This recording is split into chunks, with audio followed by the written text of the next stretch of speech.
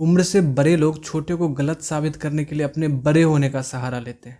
कहते हैं मैंने ऐसे ही बाल नहीं पकाए। उनसे पूछना चाहिए बाल क्या आपने पकाए?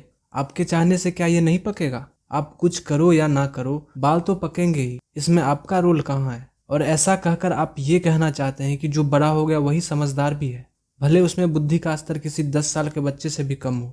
ऐसे ही लोगों से जब पूछोगे कि बुद्धि बड़ा कि बैल, तो ये बोलेंगे बैल, क्योंकि इनके लिए बड़ा हो जाना ही समझदार हो जाना है। इनकी बुद्धि बढ़ी ही नहीं। और फिर बैल के आगे समझदारी का बात करने से भी कोई फायदा नहीं, क्योंकि भैंस के आगे बीन बजाए और भैंस रहे पगोड़ा। इन्हें समझदार उम्र से बड़े लोग ही लगते हैं, जिनके बाल पके हुए हैं। सिर्फ उन्हीं की बातों को महत्व देते हैं, भले ही वो बात 2 कौड़ी का कर रहे हो। जो उम्र में छोटे हैं वो बात कितने ही मूल्य का करे, उसका कोई मूल्य नहीं इनके सामने। मूल्य हमेशा ज्ञान का होना चाहिए, ना कि उम्र का। और ज्ञान किसी को भी हो सकता है, एक बच्चे को भी। और ऐसा भी हो सकता है कि किसी की सारी उम्र बीत गई पर बुद्धि का स्तर वहीं का वहीं रह गया।